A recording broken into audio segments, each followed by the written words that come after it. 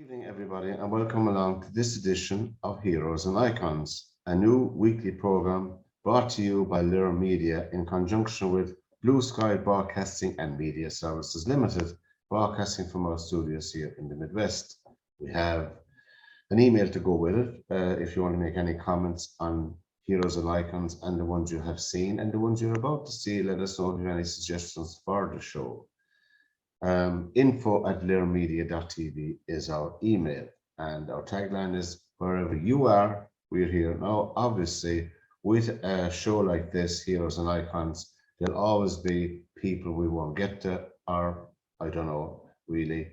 It's just a personal choice for myself who's presenting the program. And as I said, if you have any suggestions, please feel free to drop us an email and we'll do the best we can for you. Now, I suppose when I was looking around to start off the program, there was, I don't know what to say, there was so many to pick from and choose from. But really, look, I suppose we might as well start off. We have to start somewhere. And, well, we're going to open up this series with Josephine Baker. Now, Josephine Baker, she was born Frida Josephine MacDonald, and she was born in St. Louis, Missouri, or St. Louis, Missouri, as some people describe it. Anyway, her mother was Carrie and was adopted. And her mother, Carrie, was adopted in Little Rock, Arkansas, where we hear that village or that town mentioned before. In 1886, she was adopted by Richard and Elvira MacDonald, both of whom were former slaves of African and Native American descent. Now, Baker's estate identifies a vaudeville drummer, Eddie Carson, as her natural father, despite evidence to the contrary. Now, Baker's foster son, Jean-Claude Baker, he wrote a biography in 1993 titled Josephine the Hungry Heart, and he did some digging into the actually to find out who actually was Josephine Baker's dad, but he had no luck because Carrie herself did not divulge I suppose, the identity of the man who fathered Josephine Baker, and she took her secret to the grave. Now, Josephine Baker herself, she spent her early life in St. Louis in the Mill Creek Valley neighborhood, a racially mixed low-income neighborhood near Union Station, consisting mainly of rooming houses, brothels, and apartments without indoor plumbing. Josephine was poorly dressed and hungry as a child and developed street smarts playing in the railroad yards of Union Station. Now, at 13, she worked as a waitress at the old Chauffeurs Club in Pine Street. She lived as a street child in the slums of St. Louis, sleeping in cardboard shelters and doing the usual things that kids of her age did. Anyway, it was at the old Chauffeurs Club where Josephine met Willie Wells and subsequently married him at the age of 13. How that came about, I had no idea, even though I researched it a bit, but really at 13, well, I don't know how someone could be that mature at 13 that they might decide to marry, but anyway. However, the marriage lasted less than a year. So she actually had a divorce from Wells, and she found work as with a street performance group called the Jones Family Band. She struggled to have a healthy relationship in her teens with her mother, who did not want Josephine to become an entertainer, and scolded her for not tending to her second husband, Willie Baker, who she had married in 1921 when she was 15. She left him then when her vaudeville troupe was booked into a New York City venue, and eventually she divorced him in 1925. That was, we're referring to Willie Baker. But she kept that name, obviously, because she got her first bookings as Josephine Baker. She kept that name all her working life. Now, I suppose, and then eventually, anyway, Baker decided America was not for her and her troupe, so she sailed to Paris for a new venture and opened in La Revue Negre on the 2nd of October 1925.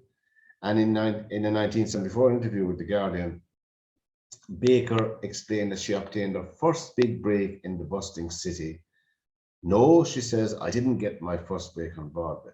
I was only in the chorus in Shuffle Along and Chocolate Dandies.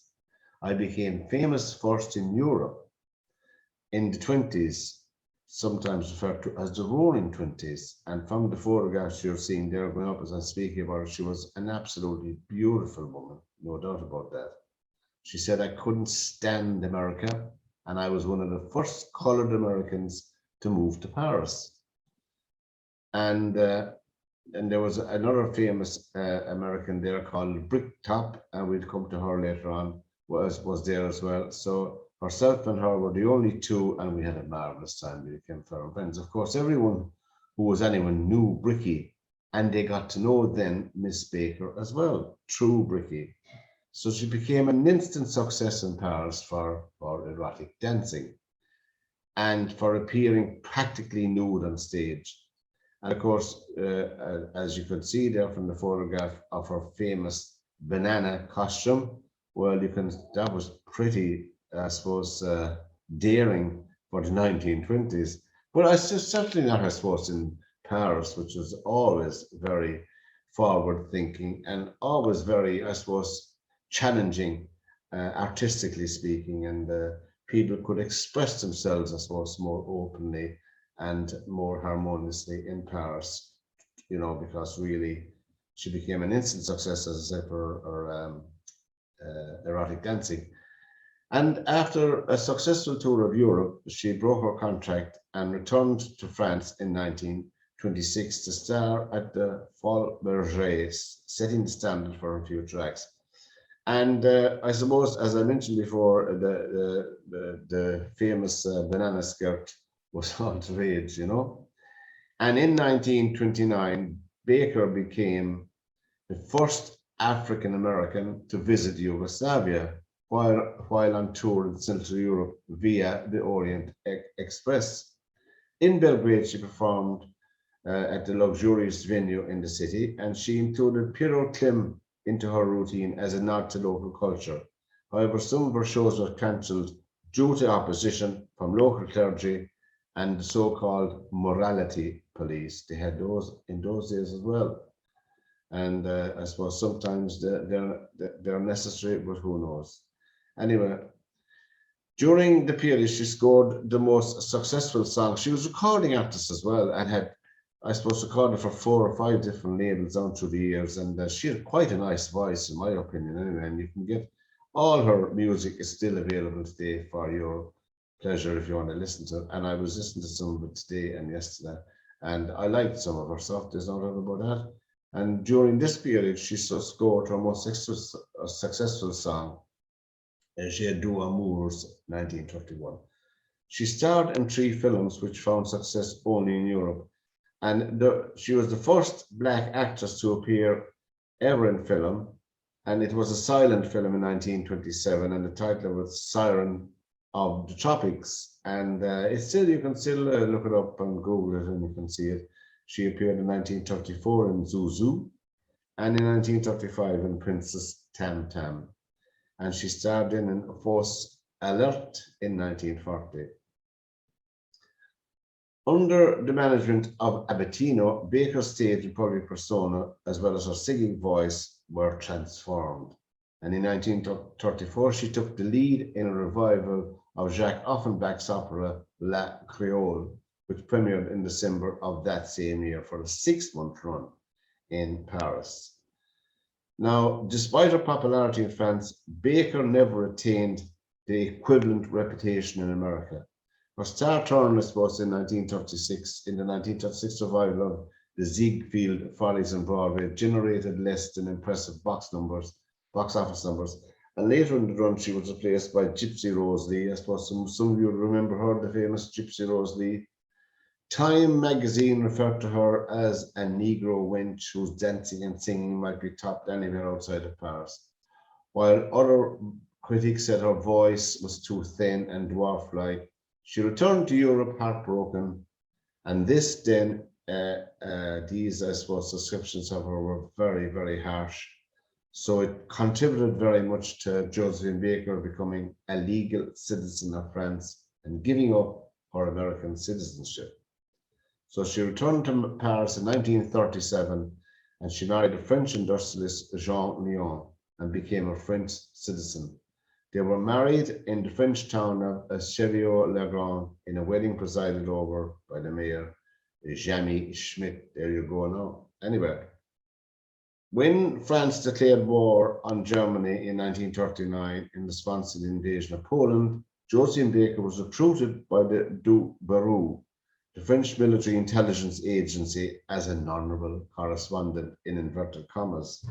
So Baker was able to move freely as a performing artist and a singer and a dancer. So all the socializing she did, she was able to collect information as well. She acted for the French military intelligence, which she was awarded after the war. She socialized at gatherings where, locations such as the embassies and the ministries or cafe society fame, allowed her to rub shoulders with those in the know, from high-ranking Japanese officials to Italian bureaucrats, and to report back what she heard.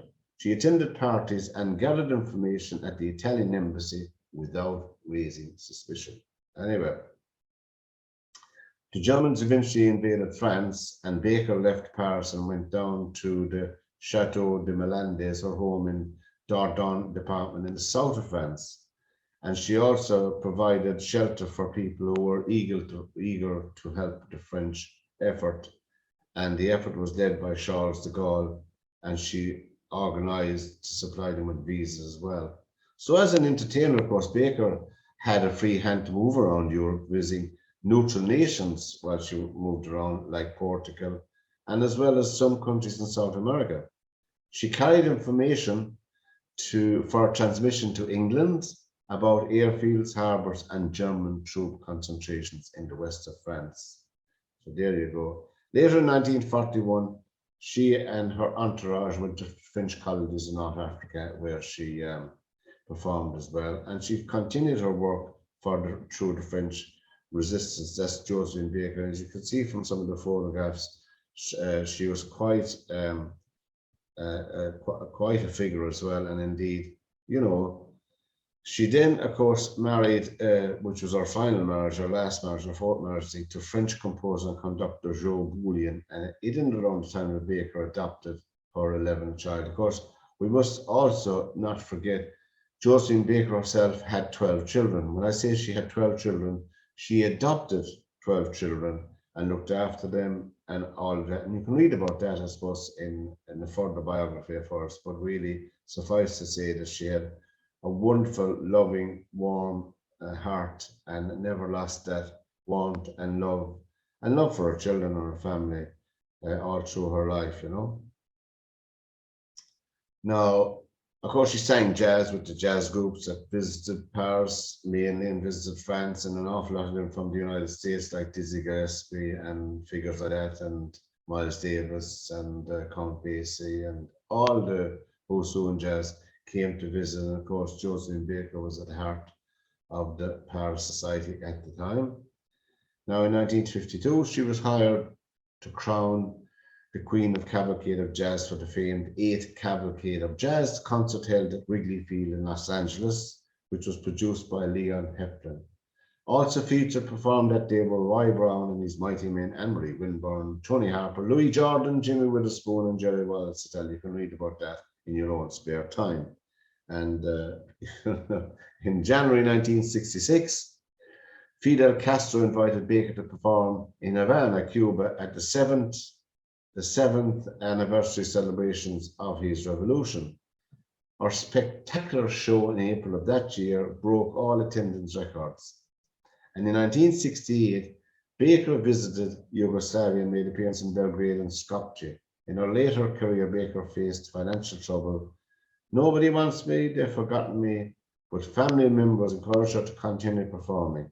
And of course, in 1973, she performed at Carnegie Hall to a standing ovation. And you can see from the photographs as I'm speaking that she never lost her, I suppose, presence or sense of presence and attractiveness as well both as a human being and as a performer. And of course, the following year in 1974, she appeared in the Royal Variety performance in the London Palladium.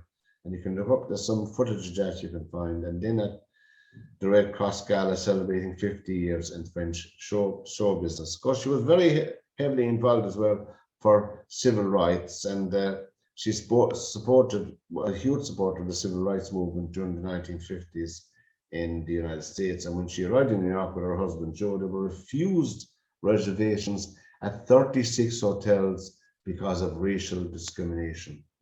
She was so upset by this treatment that she wrote articles about the segregation in the United States. She also began traveling into the South, and she gave a talk at Fisk University in Nashville, Tennessee, on France, North Africa, and the equality of the races in France. She refused to perform for segregated audiences in the United States, although she was offered $10,000 by Miami Club, which is an enormous sum of money. After the incident, she began receiving threatening phone calls from people claiming to be from the Ku Klux Klan, which said publicly that she was unafraid of them. So that was our Josephine Baker. That was her foray to the United States, you know. And of course, she had Jan, and we just touched on her civil rights activism. And I say all we can do is give a pen picture in these programs, not to bore you to death with too much detail. You can look most of that up, and it's easily got. And during Baker's work, during her work with the civil rights movement, she began adopting children, forming a family she often referred to as the Rainbow Tribe. Baker wanted to prove that children of different ethnicities and religions could still be brothers. And indeed, she took the children with her cross country, and when they were at the Chateau de Melendez, she arranged tours so visitors could walk the grounds and see how natural and happy the children in the Rainbow Tribe were. Her estate featured hotels, a farm, rides, and the children singing and dancing. She charged admission for visitors to enter and partake in the activities, which included watching her children play, etc. She also raised them with different religions to further her model for the world, taking 2 children from Algeria and raising one Muslim and the other Catholic. And one member of the tribe, Jean-Claude Baker, said she wanted it all. Baker raised 2 daughters, French-born Marianne and Moroccan-born Stellina, and 10 sons, Korean-born Jeannot, Japanese-born Akio, Colombian-born Louis, Finnish-born Jari, French-born Jean-Claude, Nolan Moise, Algerian-born Brahim, Ivorian-born Kofi, and Venezuelan-born Mara. Now there you go. If that's not unity in diversity, I'll eat my head, as the man would say. For some time, Baker lived with her children and an enormous staff in the chateau in Doron in France with her 4th husband, Joe Bouillon. Baker bore only one child herself, which was stillborn in 1941, which was, I suppose, sad. But anyway, she made up for it by adopting those 12 children. You could see some photographs of them there as we go along. Now, the program is brought to you by Lyra FM in conjunction with Blue Sky Broadcasting and Media Services Limited. It'll be a weekly program, we hope, and we'll have some other presenters of it as well. Heroes and Icons of the 20th Century is a very broad title, so people may have some own suggestions themselves, but don't forget to email the program info@lyramedia.tv and for your suggestions and comments, and we're going to be delighted to hear from you. You know, later years, Baker converted to Catholicism, and in 1968, Baker lost her castle owing to unpaid debts, but Princess Grace stepped in of Monaco and gave her an apartment in Monaco.